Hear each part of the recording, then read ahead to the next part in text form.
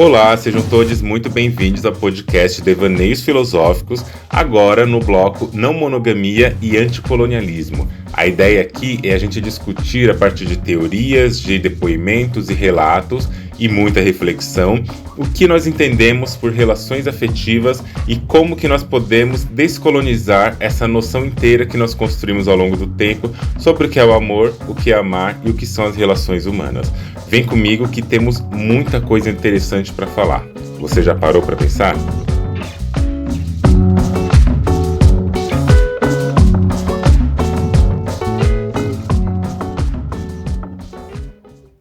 Frequenta o abandono quem vive um quase namoro, fantasia reciprocidade, aceita abraço frouxo, conversa sem olho no olho, ausência de carícia.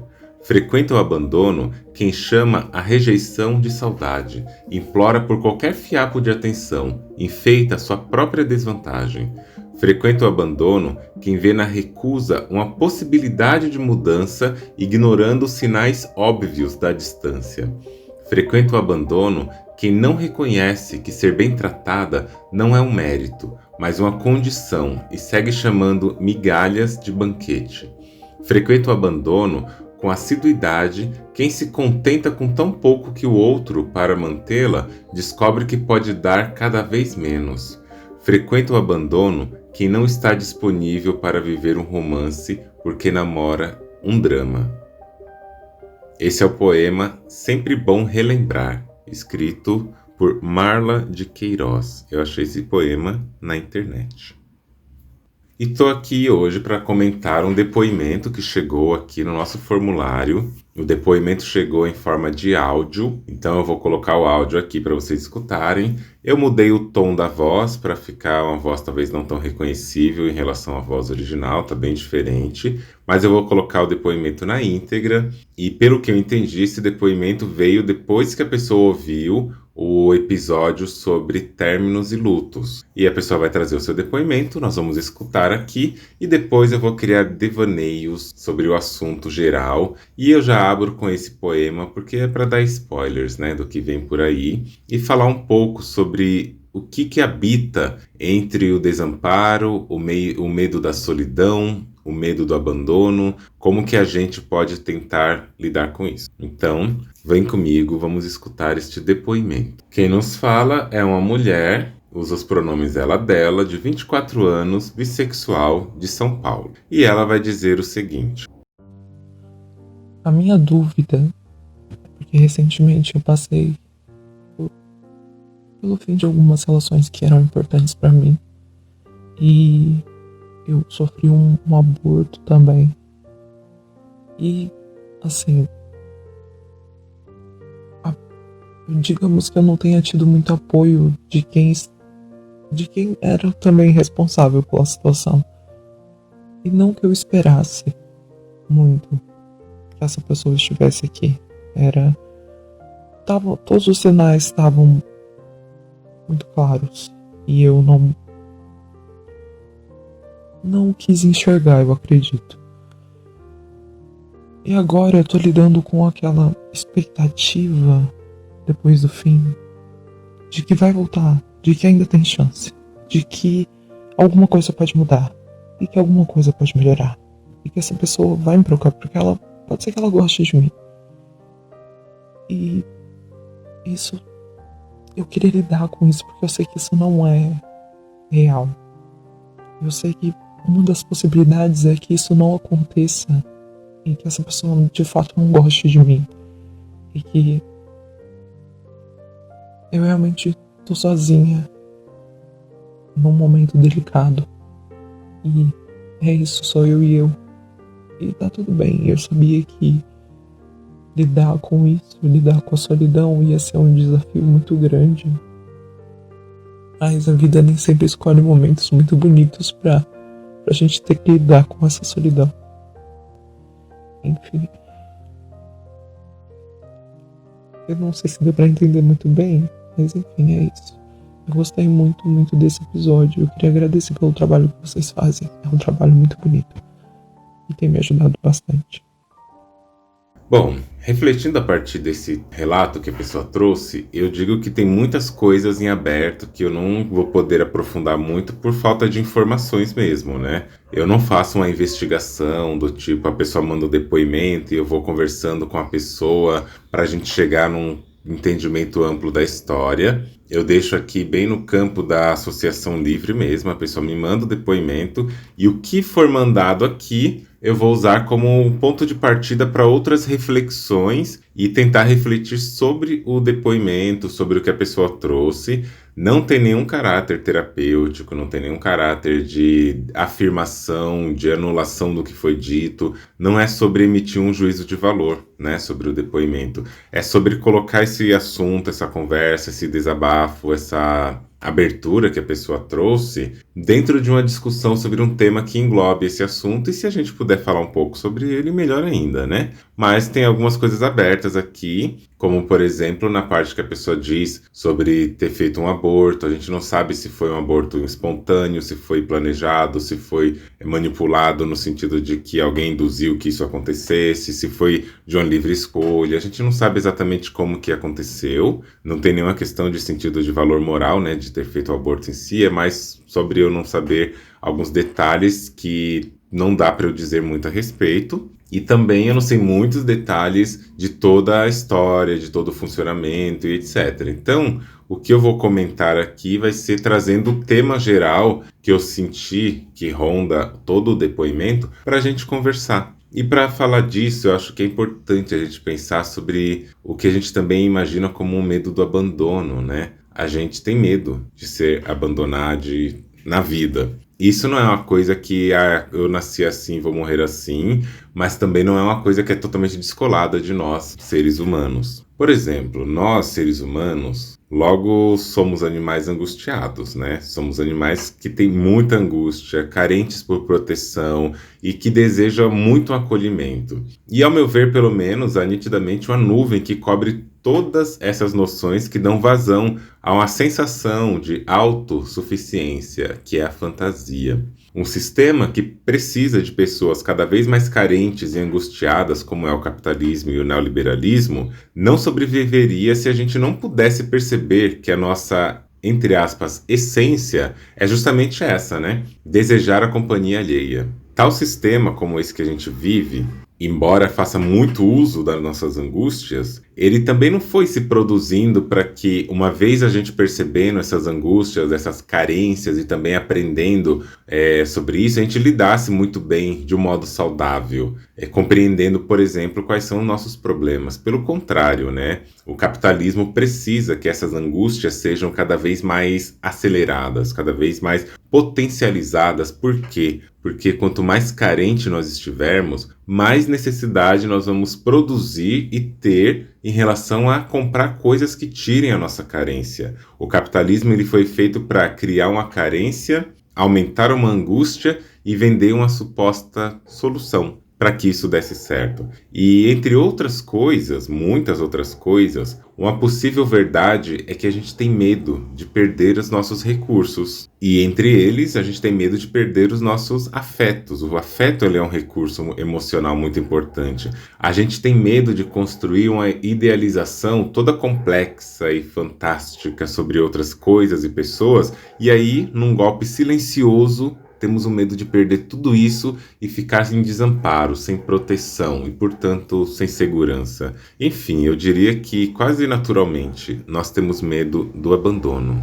Estar em abandono talvez seria menos trágico se não fôssemos seres gregários, né? Seres que vivem em grupos. E, em outras palavras, se não tivéssemos evoluído, biologicamente falando, dentro de um contexto de grupo, sempre em companhia, sempre com outros seres humanos, talvez a ideia de solidão fosse interessante em vez de tão assustadora, ou até seria indiferente, né? Mas não é isso que acontece. Nós somos pessoas biologicamente grupais e socialmente é isso que nos produz e que nos forma em grupo. Um ser humano se constrói a partir de um outro ser humano. Se um outro não existisse enquanto ser humano, não nos identificaríamos e não seríamos identificados assim. Então a gente busca insistentemente a liberdade de escolher um local em que o medo do abandono seja nulo, porque é mais ou menos assim, né? A gente quer presença. Nem que seja uma presença forjada naquela siderúrgica das nossas fantasias e no plano das nossas ilusões anestésicas do pensamento.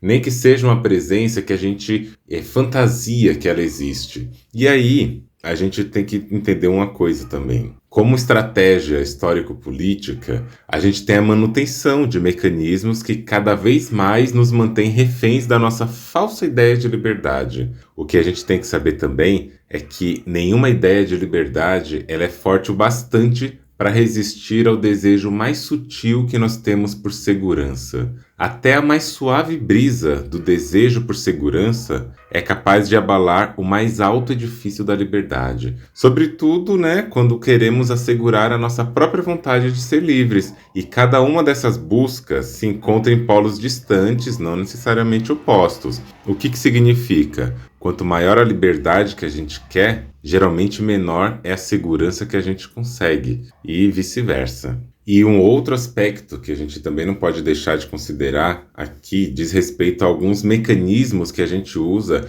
quando a gente está diante do abandono. Ou até de quando a gente supõe que ele seja uma possibilidade na nossa vida. E que mecanismo é esse? É a projeção. Independentemente do quanto isso pode variar em intensidade, em significado para cada pessoa também cria projeções do que é e de como gostaria que fosse o mundo em que ela habita. Eu faço isso, você faz isso, a gente cria expectativas. A gente pensa um cenário, a gente constrói um cenário no nosso pensamento, a gente idealiza o mundo. Nós somos criaturas de idealização, de projeção, de construção de ordens imaginárias, como vai dizer Yuval Noah Harari no livro Sapiens. A gente constrói ordens imaginárias, coisas que funcionam na nossa mente. Mas porque elas funcionam na nossa mente e funcionam na mente de uma pessoa, de duas, de três, de várias pessoas, e várias pessoas compartilham desse pensamento, ou dessa possibilidade de criar essas ordens imaginárias e de transitar entre essas mesmas ordens e fazer como se fosse um agrupamento de pessoas que conseguem imaginar a mesma imaginação,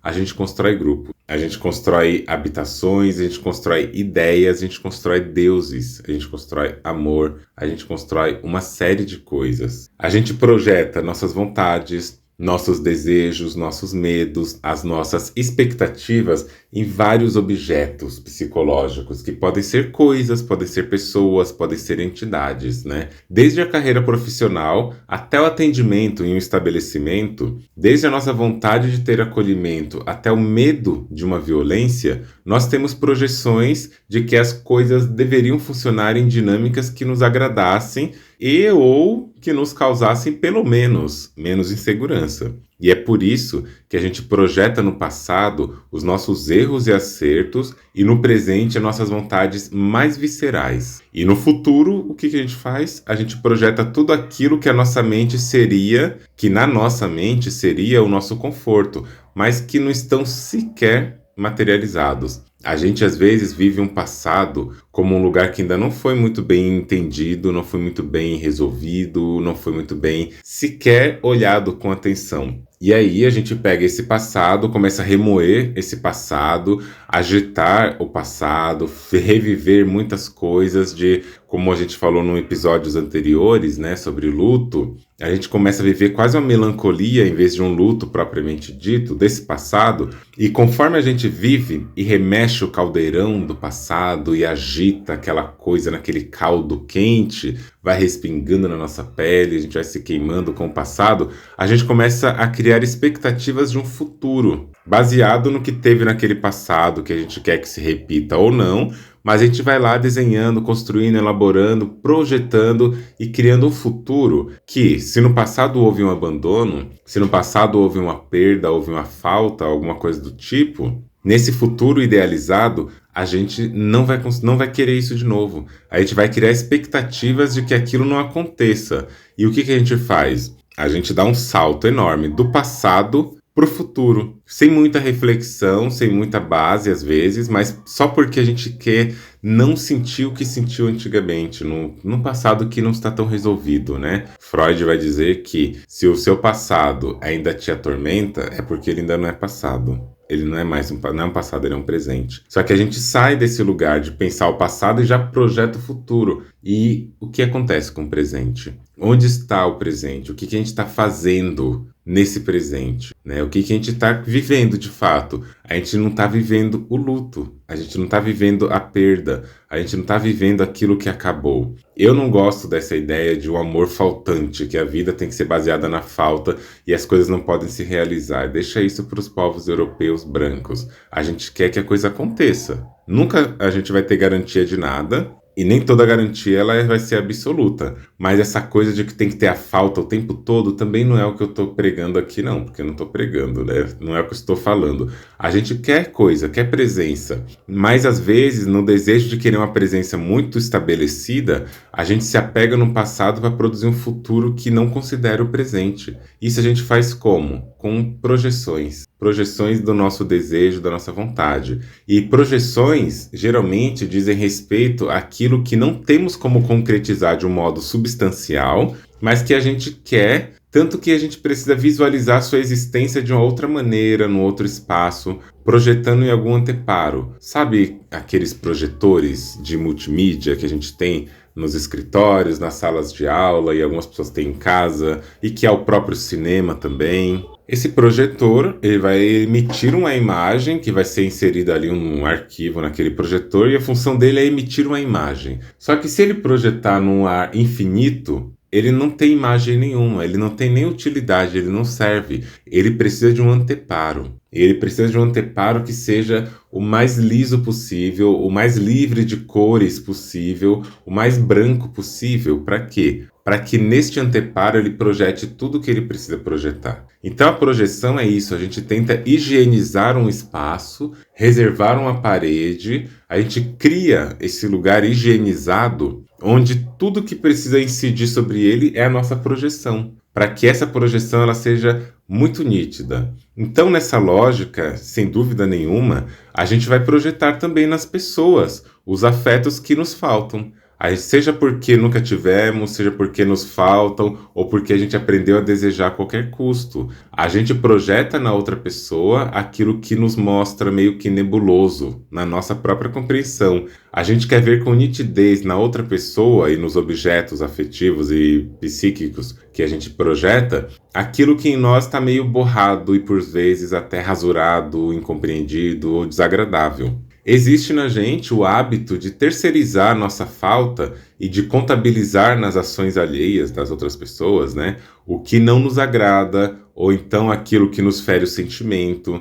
A gente fala muito no sistema sociocultural, e eu inclusive falo muito sobre isso, como sendo esse sistema sociocultural um operatório de desigualdades e um produtor de neuroses e angústias. E, de fato, é assim mesmo. Porém, é bom lembrar que nós existimos também como organismos e em nós existem operações das nossas dores e angústias. E muitas vezes nessa dinâmica interna trabalha a projeção, que usa a outra pessoa como esse anteparo que a gente colocou da nossa carência. E se esse anteparo não reflete a imagem que a gente espera ver nele, aí o que a gente faz? A gente culpa e até a gente vai começar a execrar esse anteparo, essa pessoa, até que surja um outro ao qual a gente possa julgar como mais adequado. E como eu disse, né, às vezes a gente higieniza uma pessoa, tirando dessa pessoa tudo que a gente considera que não é bom, tudo que não é legal, e acaba projetando tanto nessa pessoa um lugar de idealização que é um lugar inexistente,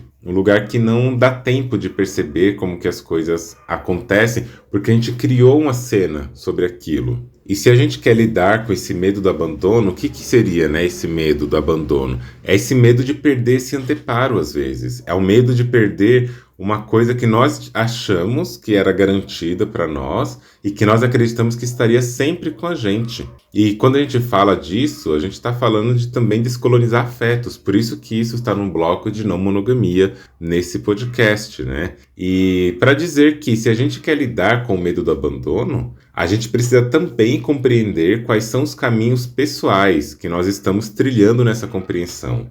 Certamente que sistemas sociais atuam nos influenciando e, não raramente, nos coagindo e nos inibindo de buscar, talvez, alternativas afetivas mais conscientes. E não precisamos jogar fora essa ideia, Pelo contrário, a gente tem que considerar essa ideia junto com a ideia do que se passa no nosso pensamento. E nesse caminho a gente deve considerar coisas sociais, de que o sexismo e a cis-heteronormatividade apresentam diferentes logísticas para lidar com o abandono, direcionando as pessoas identificadas, por exemplo, como mulheres, uma maior responsabilização, retirando dos ditos homens a ação de cuidado e de respeito, como se somente um gênero precisasse de afetos. E aqui a gente pode estender a nossa crítica também para entender que não é só no modelo homem e mulher que isso acontece, né? Essas desigualdades, elas vão acontecer em qualquer âmbito. Pessoas trans estarão nessa desigualdade produzida sobre a maneira que cada grupo lida com o abandono, com esse medo do abandono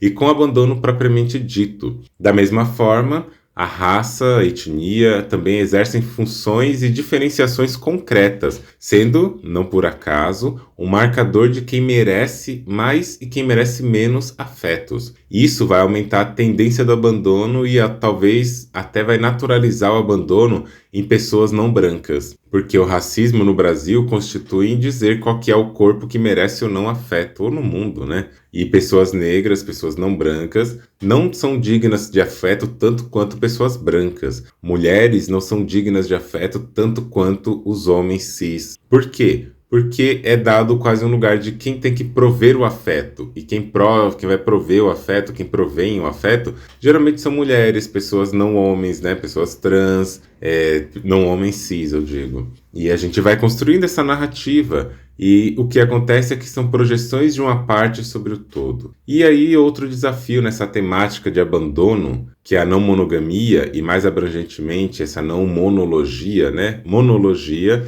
é quando a gente tem uma via única de resolver questões. A monogamia é uma via única que é o casamento, a religião é a adoração a Deus, o capitalismo é a produção de lucro. E quando a gente quer questionar isso, é importante a gente buscar compreender e permitir caminhos de construções de afetos descolonizados. Esses lugares são importantes para pensar sobre isso, né? A gente para de projetar de modo exagerado, ou pelo menos projetamos com a menor intensidade, conforme a gente também compreende e vê com mais nitidez o que se passa em nós, o que se passa ao redor, o que se passa no mundo e compreendendo as coisas talvez na sua materialidade. Quem quiser saber um pouco mais sobre esse tema, especificamente a não monogamia e o medo do abandono, tem um texto que está lá no meu blog com esse mesmo nome, Não Monogamia e Medo do Abandono. Vou deixar aqui na descrição, aí tem essa discussão toda inteirinha lá com mais profundidade, falando muito sobre não monogamia nesse aspecto. Tem o meu livro com o Juan também, Não Monogamia, Trânsitos entre Gênero, Raça e Sexualidade,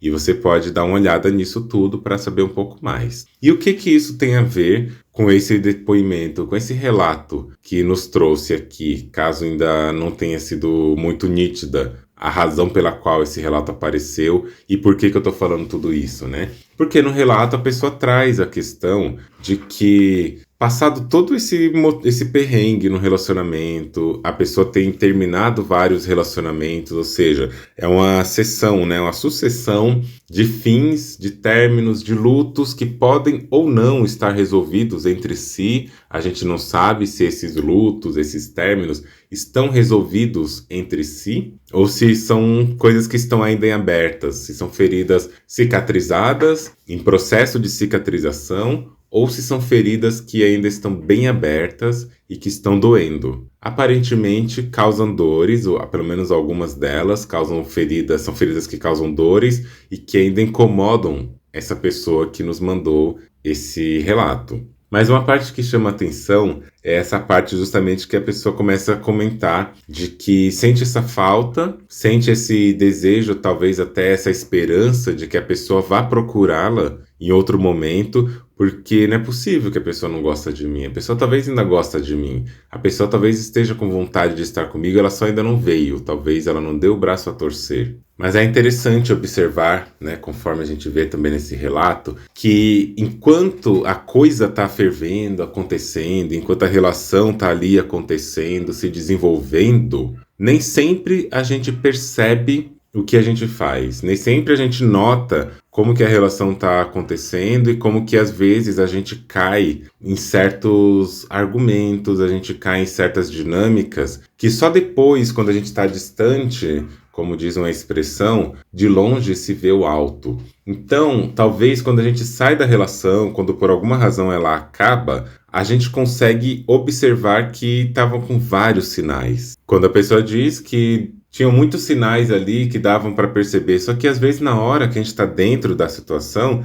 não dá para a gente perceber. Por isso que é necessário a presença de outras pessoas, de outras falas, de outras vozes, de outras percepções também sobre aquilo que a gente faz, principalmente percepções numa rede de amizade, uma rede amiga, sabe? Para a gente conseguir lidar com isso, para a gente não ficar o tempo todo ali refém do que está acontecendo, refém da situação e do contexto. E a gente percebe nesse lugar, quando o medo do abandono ele começa a crescer, quando o medo da solidão ele começa a crescer, a gente vê que o desamparo que a gente sentiu e que a gente sente, eles vão puxando quase como uma mão que vai querendo trazer de volta aquele mesmo objeto que em algum momento nos causou dor, que nos causou sofrimento e nos causou alguma tensão de angústia. Como foi falado, por exemplo, de que teve esse aborto, a gente não sabe exatamente detalhes a respeito disso, mas que pessoas que deveriam se responsabilizar por isso não se responsabilizaram. E ainda veio uma fala, né, do tipo, eu não esperava tanto por isso. E aí já acende várias luzes na nossa mente, que são luzes em relação a como que existia essa habitação nesse relacionamento de algo assim tão importante em relação a um aborto, em relação à gestação e tudo mais, onde não havia uma responsabilização da pessoa envolvida. Por quê não havia essa responsabilização e mais, né? Por que não havia nem a expectativa de que essa pessoa se responsabilizasse? O que existia ali, o que acontecia ali naquela relação, naquele procedimento, naquela construção que demarcava que aquela pessoa não se responsabilizaria? E, de novo, não é o caso aqui de jogar a culpa para a pessoa que nos traz o relato, porque se passa mil e uma coisas na mente, se passa mil e uma coisas no corpo da pessoa, nas decisões, nas potenciais mudanças que vêm a partir de todo um contexto pré-aborto e do próprio aborto em si. Então a gente sabe que está uma série, um turbilhão de emoções acontecendo. Mas o que é importante olhar, agora que a situação passou, pelo menos, o que existia lá naquela situação que causou todo esse sentimento que produziu o que hoje é nomeado como um lugar onde a pessoa nem era tão confiável assim. Por que eu falo que é importante pensar nisso, pensar em como que isso aconteceu? Porque observa que agora tá voltando, né? Tá voltando de um modo quase de resgate aquela mesma situação em onde a pessoa não era confiável, ainda existe uma fagulha, ainda existe uma camada de desejo e quase que um resgate dessa pessoa retornar. Isso vem a partir dessa expectativa mencionada depois do fim, de que alguma coisa pode mudar, de que alguma coisa pode melhorar, de que alguma coisa pode dar certo de novo. E eu sei que é difícil entender uma certa questão, mas a gente tem uma tendência, ou pelo menos eu observo que muitas pessoas têm uma tendência ao que chega na clínica, ao que chega em depoimentos, o que a gente lê, o que a gente conversa, o que a gente vive também, porque eu não sou uma pessoa descolada do mundo, né? A gente tem uma tendência de se apegar aos bons momentos de uma relação e, por causa desse apego a boas memórias, repetir, reproduzir e manter ciclos tóxicos. Por quê? Observa aí, é muito mais fácil a gente categorizar uma coisa a partir de um polo das emoções. Ou a gente vai numa viagem que deu tudo errado, aquela viagem foi um caos, foi um saco, foi horrível, mas no final da viagem aconteceu algo incrível. Vamos supor que uma pessoa queira ir ver o pôr do sol numa pedra XYZ, num lugar onde é um pôr do sol lindo e maravilhoso. E que essa pessoa tinha essa vontade há muito tempo, há muitos anos. A vontade dessa pessoa era poder estar pessoalmente ali, presencialmente, assistindo aquele pôr do sol, meditando. A pessoa fez o planejamento, para estar naquele dia, naquele pôr do sol. E durante essa viagem, durante esse planejamento, aconteceram coisas horríveis. O ônibus no caminho, o ônibus quebrou, ficou 3 horas numa estrada e tiveram que descer para trocar de ônibus, mas estava muita chuva e tinha lama na estrada, acabaram molhando o pé, sujando de lama e tiveram que entrar nesse ônibus novo que trocaram e ficou mais 8 horas porque deu um trânsito absurdo, alagou uma rua na frente. Aí chegou ali, naquela pousada, descobriu que aquela pousada, na verdade, tinha reservado um horário errado e que estava sem quartos disponíveis naquele instante, mas que esperasse pelo menos mais 4, 5 horas para poder ter o quarto desocupado. E quando tem o quarto desocupado, percebe que tem um vazamento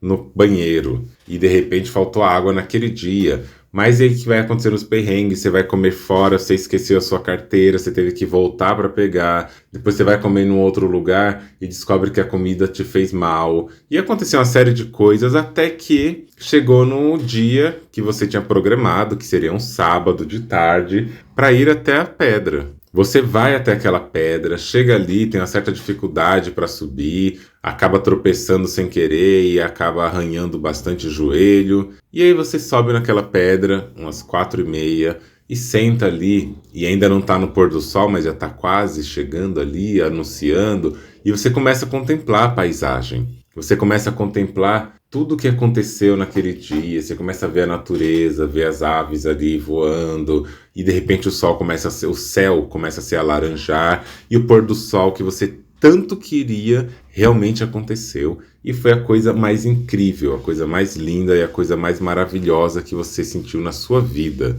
E você percebe que, uau, que incrível essa experiência que eu tive, porque eu vi o pôr do sol que eu sempre quis ver. Pois bem, vão existir pelo menos 2 tipos de pessoas nesse lugar. Aquela pessoa que vai ter passado por tudo isso, que passou por todas essas dificuldades, todos esses perrengues e que não quer nem saber, nunca mais na vida dela, de ver de novo o sol, de ver o pôr do sol nesse lugar. E vai ter aquela pessoa que vai olhar só para o pôr do sol e vai falar assim, nossa, que incrível, eu passaria por tudo isso 10 vezes. E aí depende de que lugar que a gente ocupa nisso. E por mais que esse seja um exemplo mais simples, no sentido de que foi um acidente, foram inconvenientes, a gente pode pensar por um outro caminho também, que é... Porque assim, né, nesse primeiro exemplo, a gente pode falar assim, tá, mas isso daí foi um acidente que teve, foi uma peculiaridade. Poderia ter dado tudo certo e o pôr do sol teria sido incrível, com uma trajetória incrível. Mas agora pensa que você vai fazer uma trilha e você tem que passar por uma caverna, você tem que passar por uma escalada, você tem que fazer coisas que, independente do dia e de quando você fizer isso, vai ter que passar por todo esse cenário de novo do mesmo jeito, porque não é sobre acidentes. Você vai ter que percorrer esse trajeto para, quando passar por tudo isso, lá no final, ter aquela coisa linda e maravilhosa, aquela paisagem perfeita que você viu nas fotos e queria tanto aquilo. Algumas pessoas, novamente, vão falar assim, nem toda a beleza que tem lá no fundo compensa eu passar de novo aquele sacrifício que eu passei. Outras pessoas dirão, eu passaria por isso 70 vezes. Então depende de como a gente está encarando a situação. A gente tende a se apegar a alguns lugares, a alguns momentos, a algumas situações. Tem até aquele exemplo, né, que as pessoas falam de colocar um sapo numa banheira com água, e essa água onde está esse sapo, se você coloca ele na água muito gelada ou numa água quente, na hora que você joga ele nessa água que já está nessa temperatura fixa, ele vai bater ali e vai pular, porque está uma temperatura muito diferente do corpo. Vai estar muito gelada ou muito quente, ele vai pular com tudo daquela água e vai querer sair. Só que, como já fizeram alguns experimentos, se você tem um caldeirão e tem um sapo ali, uma rã, no caso, né, ali, e você começa aos poucos, aumentando levemente a temperatura, devagar, devagar, devagar, aquele sapo demora de perceber que temperatura que estava. Ele demora de notar que estava aumentando, aumentando, até que chega um momento que ele morre por causa da temperatura que aumentou muito. E às vezes a gente se comporta assim também. A gente vai aprendendo com as mudanças, aprendendo devagarzinho a se acostumar. E, de novo, nesse episódio que eu falo de lutos, tem esse poema, né? A gente aprende a se acostumar com o contexto. E conforme a gente se acostuma, a gente não percebe o quão trágico ele é. E na melhor das hipóteses, quando ele acaba, quando a gente se vê distante daquela situação, a gente percebe o quanto a gente passou de dificuldade, o quanto a gente passou de apertos. Mas aí a pergunta que fica aqui é: como que, mesmo tendo sentido um ambiente, uma relação que não foi boa, mesmo tendo se distanciado dela e tendo percebido que essa situação não foi boa o bastante para nossa vida, ou que foi até trágica, por que que às vezes a gente tem vontade de retomar? Por que que às vezes a gente tem vontade até que ela se repita? Uma das coisas é porque dói muito. Quando a gente se vê numa situação de desamparo, quando a gente se encontra num lugar de solidão, e esse desamparo, essa solidão, vem acompanhado, por exemplo, de uma sensação de que, nossa, agora eu não tenho mais ninguém, agora eu vou ter que lidar com isso só. E a gente não quer lidar com isso só, porque a gente quer compartilhar o que a gente está sentindo, e é pesado. Às vezes é muito pesado, às vezes é muito doloroso ter que lidar com uma situação onde não tem mais um amparo que a gente acreditou que era. E aí a gente volta para aquela conversa do projetor. Um amparo que, na verdade, às vezes ele nunca esteve ali. Nunca foi uma coisa real, mas que a gente projetou. E a gente, quando está nesse lugar de se sentir nesse desamparo, nesse abandono, às vezes, o que a gente faz é olhar para uma situação que já acabou, tentar fazer dessa situação uma situação que é importante para a gente. E nessa construção de uma importância, de uma valoração, o que a gente está fazendo, na verdade, é tentando nos convencer que nós não somos tão ruins assim, de ter feito escolhas ruins ou de ter entrado numa situação não boa. Às vezes a gente faz isso numa tentativa de confortar o nosso ego para não ter que lidar com a dureza, com a crueza da realidade, que é o que aconteceu não foi bom e nos fez sofrer, e agora você está aí só, tendo que lidar com isso só. E a gente começa a projetar, fantasiar uma noção de que talvez a pessoa ainda goste da gente. Não é possível, eu não sou essa pessoa ruim, desprezível, fácil de esquecer. E às vezes não é sobre a gente ser isso ou não. Às vezes é o fato de que, para as pessoas, a gente perdeu a importância. Isso é duro de ouvir, né? É duro de dizer, mas a gente perde importância para as pessoas perdem a importância para a gente. E quando a gente sai de um luto, quando a gente sai de um sofrimento, tem várias maneiras de lidar com isso. A gente está perdida lá no meio do oceano e não tem o que acontecer porque o nosso navio afundou. Algumas pessoas vão nadando ali freneticamente para chegar na beira da praia, da água, tentar achar um lugar. Outras pessoas vão tentar encontrar um suporte primeiro para subir nele e ir remando e tentar alguma forma de chegar lá. São duas pessoas que estão ali desesperadas, né? Várias pessoas estão desesperadas querendo encontrar uma terra firme. Cada pessoa vai ir do jeito que sabe. Algumas pessoas não sabem nadar, vão precisar de ajuda. E a gente faz isso. A gente, quando acaba alguma coisa, a gente também acha que nós somos pessoas especiais, né? Nós estamos ali naquele lugar mesmo inconsciente, não aceitando, não acreditando que, como assim uma pessoa não me quis mais? Como assim a pessoa me tratou desse jeito? Isso porque, às vezes, a gente não trataria outra pessoa do jeito que nos trataram. Isso, infelizmente, é uma possibilidade. As pessoas vão desistir de nós, as pessoas vão se cansar de nós, as pessoas vão se desresponsabilizar de coisas que, para nós, não são aceitáveis que não se responsabilizem. As pessoas vão pensar diferente de nós, e aí está um cenário, está um campo em que a gente não consegue controlar. A gente não consegue ter uma noção de controle, de acesso ao que pensa essa outra pessoa. É uma coisa muito difícil, né? A gente olhar para a nossa trajetória, principalmente para uma trajetória de amor, de carinhos, de vivência com alguém que já foi em algum momento tão boa e que a pessoa, às vezes, fez muitas juras de amor, muitas juras de afeto, se declarou profundamente para nós, nos fez sentir em algum momento que aquela relação era uma relação gostosa, confiável, segura, se é que existe uma relação segura. Mas uma pessoa que se declarou tanto e que esteve tanto com a gente e que, de repente, numa ruptura, às vezes abrupta, não está mais. A gente vive pensando, não, essa pessoa está pensando em mim sim. Essa pessoa está falando de mim para as amizades dela sim. Essa pessoa está de fato querendo de volta. Isso às vezes não está. Às vezes a pessoa não está mais nem aí pra gente. Ou a pessoa superou essa situação e trabalhou esse luto e vivenciou de outra forma, ou ela vai reproduzir uma melancolia no que ela está vivendo, mas não é da nossa conta também, né? Como que a pessoa vai lidar com isso, já que ela preferiu se afastar, já que ela se afastou, não está no nosso controle nem saber e nem determinar o que vai acontecer. Muitas pessoas têm uma facilidade muito grande de desligar afetos, desligar emoções, não necessariamente no plano psíquico, no plano psicológico mais profundo. Não necessariamente ela faz isso no sentido, existe uma chavinha que desligou o que eu sentia, porque isso não existe.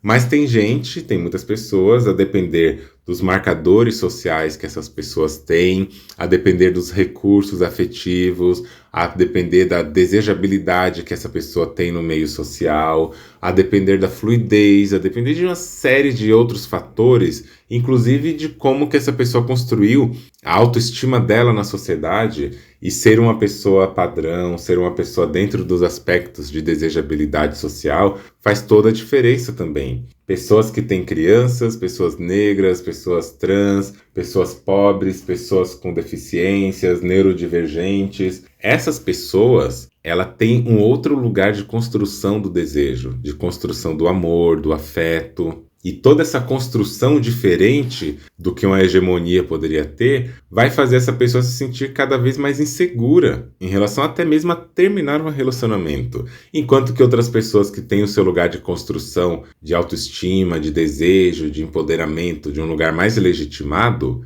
essas pessoas vão ter mais facilidades de trocar de objetos, de afeto, de trocar de projeções, de projetar em novas projeções. E aí, essa pessoa pode nos dar a impressão de que ela não tá nem aí pra gente, não quer nem saber da gente mais. E às vezes é isso mesmo. Por quê? Porque cada pessoa se constrói. E óbvio que dentro desses modelos de construção, as pessoas também vão achar fugas, vão achar rotas, substituições, né? De não quero você, vou te substituir sem necessariamente trabalhar essa emoção. E nesse mundo capitalizado, nesse mundo que a gente vive, onde o sistema capitalista neoliberal produziu sobre o afeto, produziu sobre os desejos, as emoções e o amor, um mercado, uma mercantilização. Nesse mundo onde as coisas se tornam mercantilizadas, quem tem mais recursos consegue comprar mais objetos. E nessa extensão, nesse mercado de afetos, as pessoas se tornam, infelizmente, em muitos casos, substituíveis. E são substituíveis, como vai dizer Beyoncé,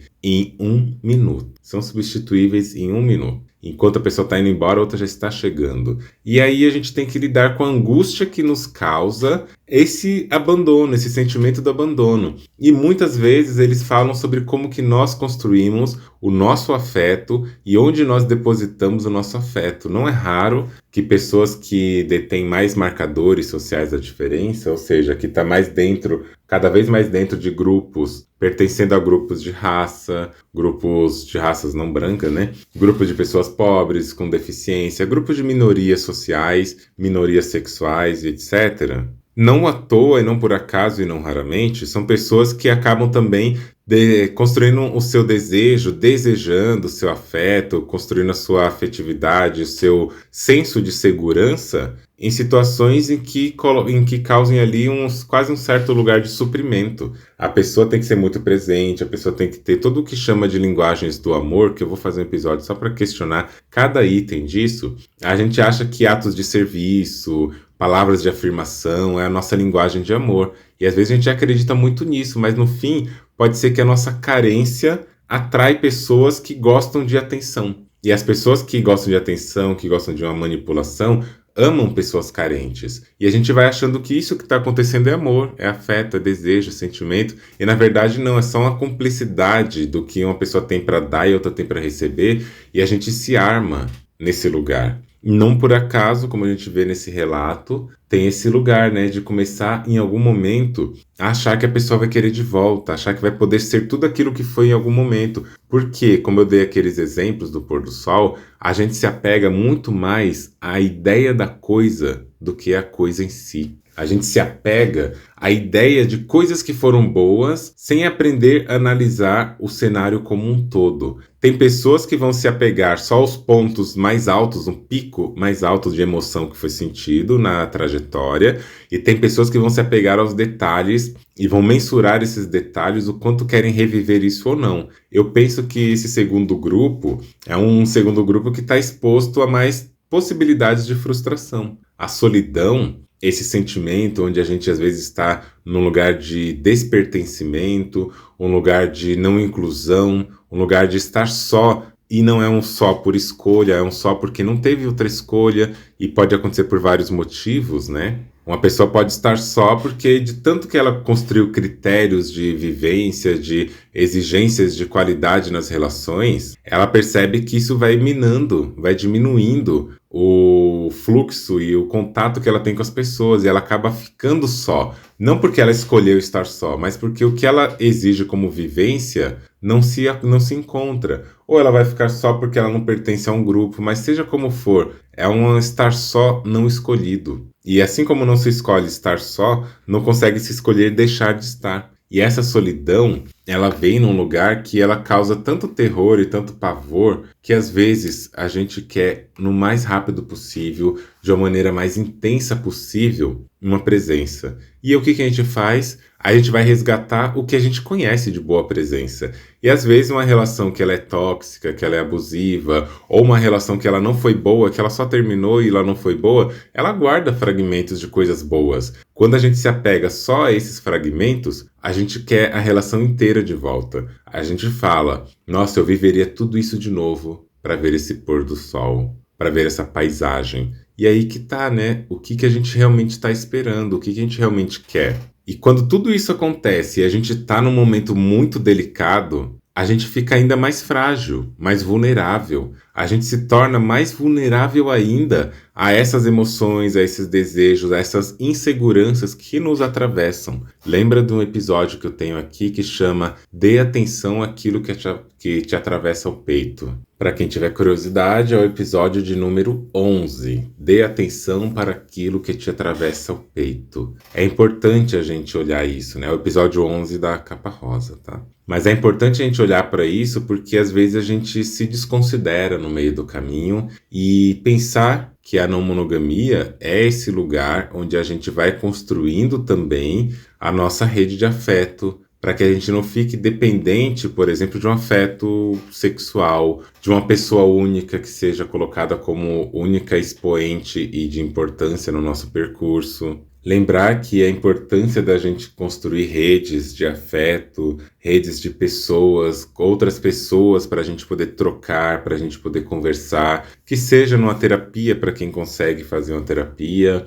que seja amizades construídas nesse lugar, que é um lugar genuíno também, que seja relações mais abertas para a gente poder falar do que nos atravessa, porque uma das questões que o sistema patriarcal, que o sistema capitalista vai querer fazer e faz com muita potência é construir lugares de isolamento. É produzir lugares de isolamento. Ele quer isolar as pessoas nas suas individualidades, começa por aí, mas também ele quer isolar as pessoas nos seus casulos. A relação monogâmica, como ela é colocada, ela é produzida para fechar pessoas, encerrar pessoas em jaulas afetivas. E então, quando uma pessoa numa relação monogâmica, geralmente as pessoas que não são os homens cis héteros, ou então os homens dominantes da relação, a parte dominante, alguma dessas partes aí vai ter que ficar cedendo várias vezes, e ceder significa às vezes ceder até mesmo a sua rede de apoio. É muito comum em casamentos héteros,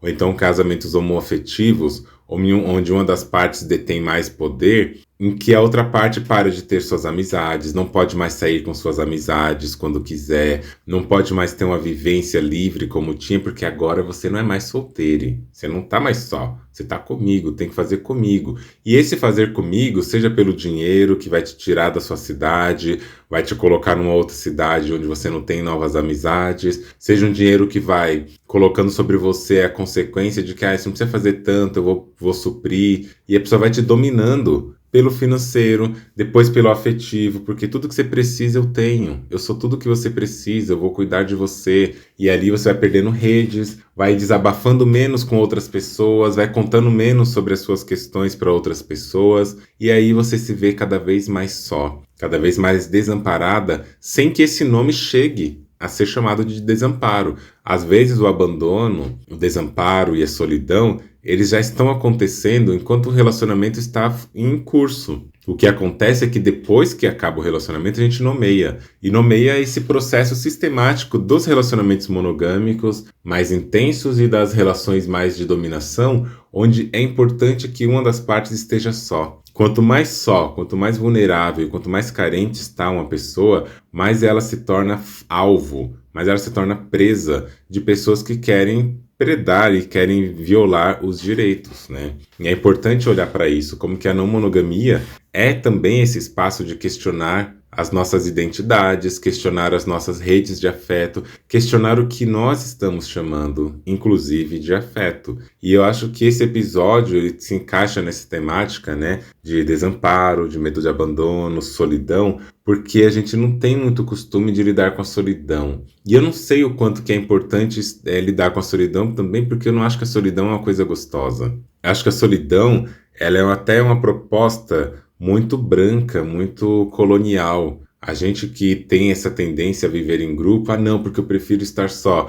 Mas é porque você pode escolher estar. É muito diferente você poder escolher estar só. É diferente de você estar só e não poder escolher estar acompanhada. É muito diferente. Se a pessoa pode estar só e ela escolhe isso, ótimo para você. Viva com prazer a sua solitude. Viva com prazer. Mas e quando a gente se sente desamparado ao ponto de não ter uma escolha de ter um amparo naquele momento? Isso não é gostoso. Como que a gente lida com isso? Em outras circunstâncias, aos poucos, porque o perigo é quando a gente entra de cara nessa situação. Como que a gente faz para não cair nisso? Construindo redes. E é muito difícil manter redes numa sociedade pautada na individualidade, no individualismo. A gente faz isso com o tempo, sem esperar o momento crítico para isso nos desenvolver a necessidade, né? Porque aí a gente já está abalado também. Então, eu espero que algumas reflexões tenham sido elaboradas aqui, que a gente pense sobre isso. Se a pergunta é como lidar com isso,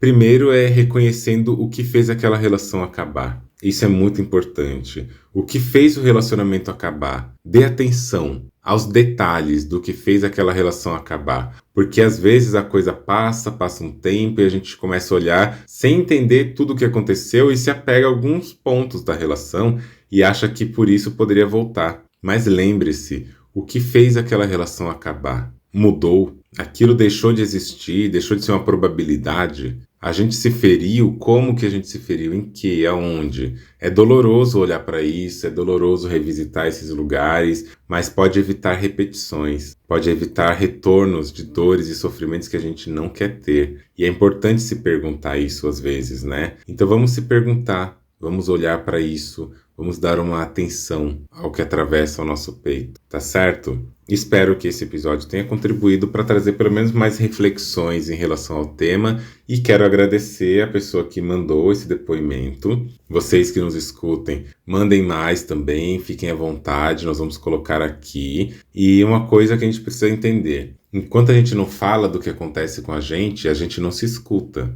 E enquanto a gente também não fala para outras pessoas, o mundo pode ser produzido numa grande casca que cobre tudo que tem por dentro porque as pessoas não falam das suas dores. É importante falar e é importante ter um acolhimento, tá bom? Espero também ter sido gentil aqui na minha fala, não ter sido tão áspera, tão ríspida com as coisas, mas estamos aqui para conversar também. É isso, gente, minha pergunta de sempre. Você já parou para pensar?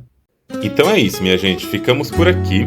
Vejo vocês no próximo episódio. Não esqueçam de compartilhar esse episódio, todos aqueles que vocês acharam bonitinho. Compartilhem nos seus stories do Instagram, marca o meu perfil, andreone.medrado. Já aproveita também, né, para seguir o meu perfil.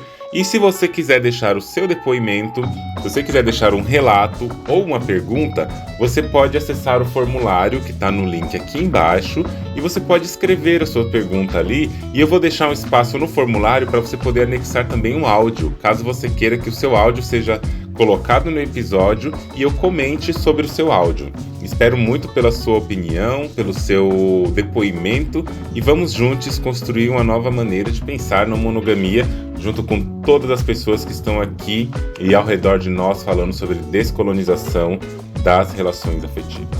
Vejo vocês em breve. Até um próximo episódio.